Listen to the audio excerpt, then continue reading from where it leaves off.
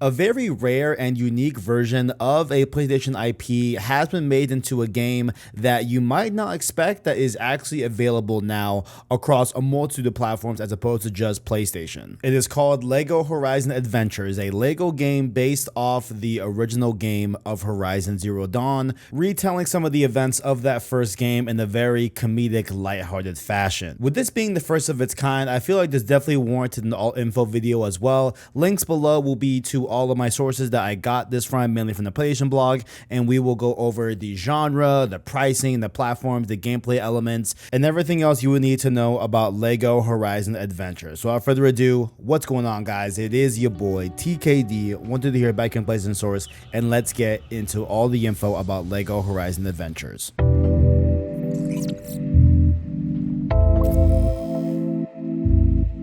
First up here regarding genre, price, platforms, and release date. LEGO Horizon Adventures is a new action-adventure LEGO game developed by Studio Gobo, a support team that has aided in a variety of different AAA titles, in collaboration with Guerrilla Games, who developed the Killzone franchise, and recently Horizon Zero Dawn and Horizon Forbidden West. LEGO Horizon Adventures is launching on November 14th with a price point of $60 for PlayStation 5, PC, and the Nintendo Switch, making it not only one of the first Sony-owned IPs to hit PC day and date, but also launching on a direct competitor being the Nintendo Switch. We also have a different pricing for the Digital Deluxe Edition, but we will go over that here later on in the video. But How Long to Beat does mark this game at being around 10 to 12 hours from what a lot of reviewers say for the main story, and then just over 20 hours to 100% the game itself. Not super clear if that 20 hours does mean the platinum, but that will be told on howlongtobeat.com. I will leave a link down below as well if you want to check on that if you are here in the future. So going over the story here, LEGO Horizon Adventures will be a lighthearted, more humorous retelling of the events of Horizon Zero Dawn, which is the first game in the Horizon franchise. All voice actors will be returning to reprise their roles in a more playful tone to fit a wider audience, with the late and powerful Lance Reddick's character Sylens being reprised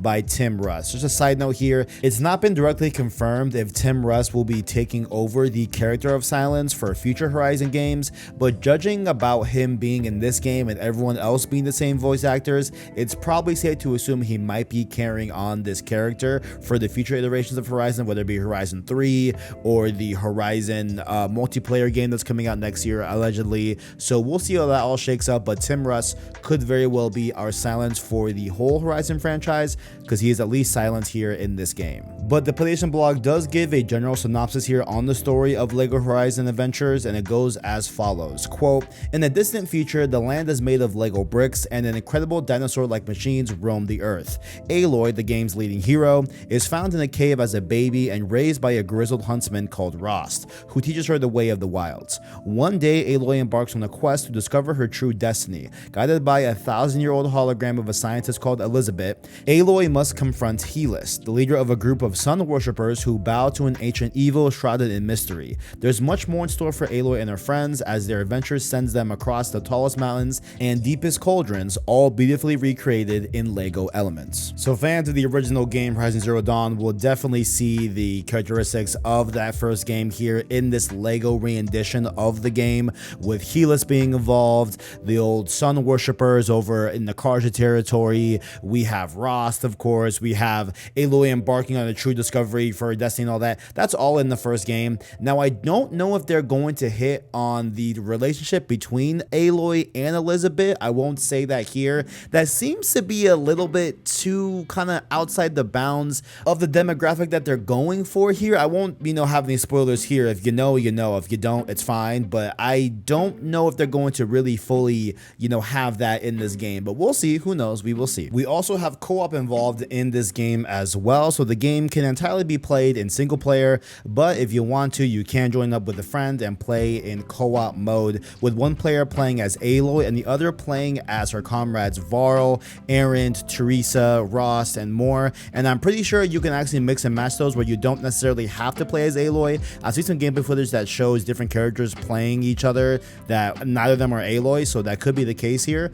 But split screen is not needed as both characters play the game using the same perspective like other LEGO games. So you're gonna have that kind of isometric, kind of wide view where both characters characters will be able to act from the same viewport basically. Time to move on to some gameplay details with this game here. So general bow combat, the PlayStation blog cites that players will be able to shoot arrows through fire, making them fire arrows. Although the game does have ways to get specific elemental weapons and equipment to engage in machines you encounter, so players will be able to use that process of making fire arrows to shoot them into tall grass areas. So you get to shoot a bow through some fire, then you shoot it into some grass areas. It will catch the grass on fire, making it a very viable choice for some area of effect damage for groups. Or there are also ways to burn different paths to clear the way so that you can engage with different content in the game as well. But powerful attacks can also be done by using the environment, and I bet there will be more ways to change your arrows and the effect of the attack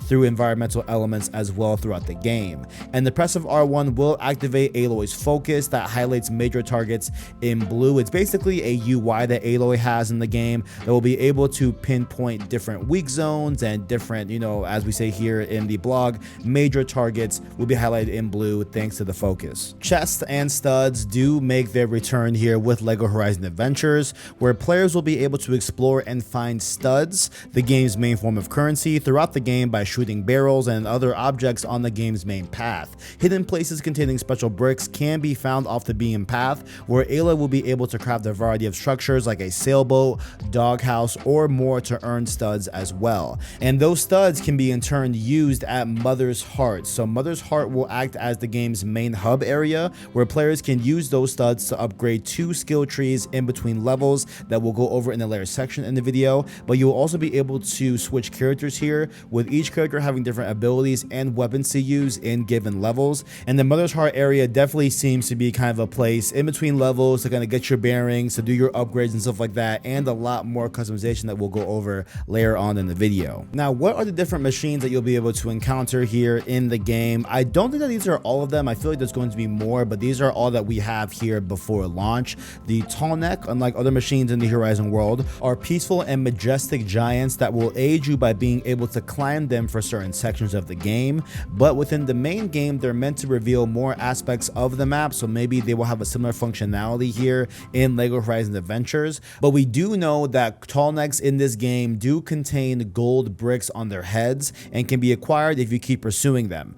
Gold bricks can be used to build more buildings in Mother's Heart, the game's main hub area, like we said before. Watchers are a very entry-level enemy that run routes and spring into action upon detection of your presence. Lucky enough, they are very easy to take out. They shouldn't be a worry for anyone here playing this game. Next up, we got sawtooths. They tend to move quickly and quietly and are extremely dangerous, wielding a huge cat-like form. Fire arrows are key to success against this heavy-hitting machine. Next up, we have the Shell Walker, which is a machine type that wields a shield in the one hand and a devastating projectile in the other hand that can be charged for a high damage blast. Taking them out will leave their cargo container open for the taking though, so there could be really cool elements in there to take if you happen to take one out. And we also have the Broadhead as well. So this Broadhead is usually a calm and peaceful machine unless provoked, in which case they will lead with fast charges at players, making them an extremely dynamic and dangerous machine to encounter in the game. And lastly here, one of the most iconic machines in all of the Horizon franchise, the Thunderjaw, is here, highly regarded as one of the most dangerous machines in the entire franchise, mimicking a look of a T-Rex. Everyone remembers their first time facing off against a Thunderjaw, and it is a really memorable experience, and they are very tough to take out, so these should be very fun here in this game. And lastly here, we did get a look at some locations here for the game, including the Snowchamp Mountains, which is a summery winter area that was also named after a hunting ground in Horizon Zero Dawn, the Frozen Wilds DLC. We have the Sacred Lands here, which is a more tame woodland area that is also a location in the original Horizon Zero Dawn, where the Nora tribe reside, and Mother's Heart is actually located in the original game as well. And lastly, we have Jewel Rainforest, a more tropical rainforest area that also is in Horizon Zero Dawn in the southern region of the Karja Sundom. So I'm sure there will be more areas to explore in this game, but those are 3 that they highlighted here in the pre-launch phase. So regarding customization and upgrades throughout the game does have 2 different skill trees, with one upgrading specific weapons and abilities tied to a character, and the other providing upgrades that benefit the player as a whole no matter what character they are using. So these upgrades can affect health, main weapon weapon damage, and more that we will explore in the full game. The game will also have temporary upgrades that can be bought or dropped by specific enemies in a given level. These upgrades can range from more powerful weapons, equipment, and more to get the edge on enemies in levels. But upon being revived by a teammate, if you do go down, you will lose all of your temporary upgrades that you acquired in that same level. Just like in the original game, upgraded weapons can be attained by breaking a part of an enemy machine. Some of these upgrades that can be acquired are the Lego Brick Separator, unleashes a powerful melee move that can take any enemy apart, blast boots that allow players to jump over an enemy to set them on fire, and we have the hot dog cart, which is a quickly assembled cart complete with a hot dog man who lobs hot dog bombs across the combat field for crowd control. So a lot of really funny ones here, a lot of ones that seem very powerful and more, tool-esque, and we'll see how they all fit in the main game. And lastly here, we do have the customization of Mother's Heart, where players will be able to customize the look of Mother's Heart by using stud to purchase different roofs, yards, plots, hut colors, and more, along with NPC clothes being available to be changed as well to match clothes from the Horizon franchise or other Lego properties like Lego City, Lego Ninjago, and more. Along with playable characters, we'll also have an assortment of skins to apply from the Horizon series alongside other Lego properties as well, including some PlayStation IP that will also have skins on the playable characters to wear during your playtime. And lastly here, we do have the pre-orders and digital deluxe editions that we have to go over as well. So if you happen to pre-order the game, this may not be available now, you know what I'm saying? And I hope that this outfit is somehow unlockable in the main game, I hope. But if you did manage to pre-order, you will get access to the Shield Weaver outfit from the original Horizon Zero Dawn game, which is really cool. It's a really cool outfit that has these like electric probes on them, because at one point this suit was able to manifest the shield around the wearer of that suit. But very cool design, really like it. And we also have the digital deluxe editions to go over here. So the digital deluxe edition is going to be $10 more at $70. It does come packed with the roller coaster customization for Mother's Heart hub area. So this will be a roof type that you can put onto any building that will manifest a roller coaster on top of it, which is really cool as well. We have the Shadow Stalwart outfit and the Banuk armor outfit as well. Both of those are returning from the original Horizon Zero Dawn game. And we have a new Aloy outfit that decks her out in a silver alloy. Looks just like an all silver Aloy. Looks pretty cool, you know what I'm saying? And we have 3 PlayStation-centric outfits with Ratchet accompanied by Clank on the back of that skin. We have a Rivet version of this skin also that has Kit on the back of her skin as well, and we have a Sackboy outfit as well to round it all out. Now, the very last thing we do gotta go over here in this video are some miscellaneous things that I feel that you guys should probably know before getting into the purchase of this game. So we have 5 difficulty modes for Lego Horizon Adventures, so it really does have a wide gamut to kind of be able to facilitate whatever difficulty you are looking for in this experience, whether it be you're playing with your kid or just a younger person. You can have an easier difficulty mode, etc. If you're going for some, boss status, you know what I'm saying, you can go harder and stuff like that. But the last thing here is kind of confusing to me, and that is that this game does not currently support PlayStation 5 Pro, the recently released console from Sony. So there's been talk as to whether this game is more of a first-party game with a PlayStation IP and development studio being involved, including the Horizon IP itself and Guerrilla Games as well being a first-party PlayStation team.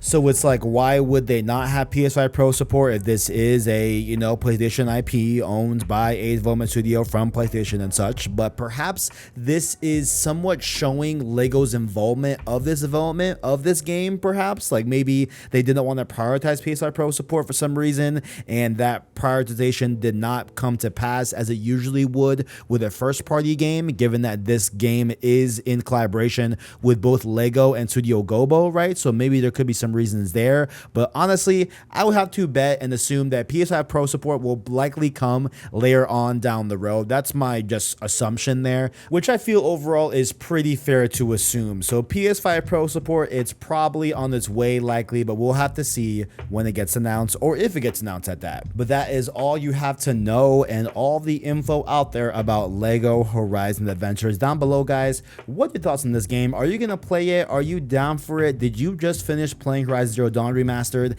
and now you don't want to play Lego Horizon Adventures? Let me know your thoughts down below in that comment section. This game will also be the next stream series as well. I am streaming it with my boy Jared as well, so we'll both be going at it co-op mode on stream starting next week. Be here to go check out that playthrough. Very excited for it. But thank you all for watching. Like the video if you enjoyed it, and as always, greatness awaits.